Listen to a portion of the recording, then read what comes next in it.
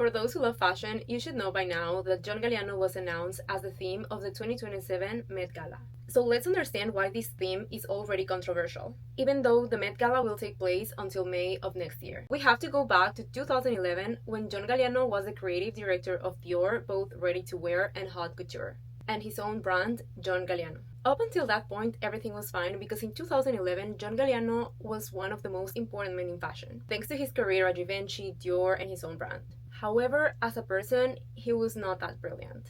During a period between 2010 and 2011, there were 3 incidents where he said horrible things, making anti-Semitic and racist statements. All of this was explained by him claiming that he had problems with sleeping pills as well as other substances. But overall, he was reported, and shortly after the accusation, was fired from his position as creative director of Dior, also from his own brand as it belongs to the LVMH group. Then, in 2011, Kate Moss tried to bring her friend back in the fashion scene by asking him to design and make her wedding dress. After all, they were really close friends, but in reality, it didn't work out very well. During his exile from the fashion world, John Galliano went to rehabilitation, basically to treat his substance abuse issues. And he also met several times with the Jewish community to understand, apologize, and to further educate himself about the Holocaust and what it represents to the Jewish community, in order to never make anti-Semitic remarks again. Then, in 2014, he was somewhat forgiven by the fashion community, as some people accepted him and some didn't. However, he was announced as the creative director of Maison Margiela, where he remained from 2014 to 2024, creating, for example, Zendaya's look for the Met Gala. So where does all this genius that everyone talks about when it comes to John Galliano come from? It simply comes from the presentations he created at Dior, which were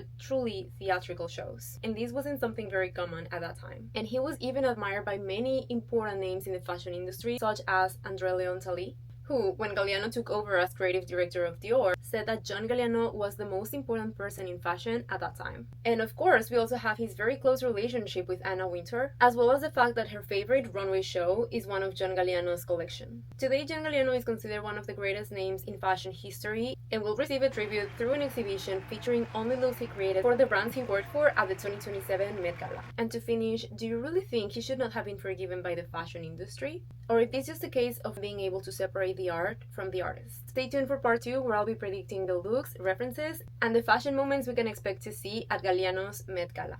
See you in the next one!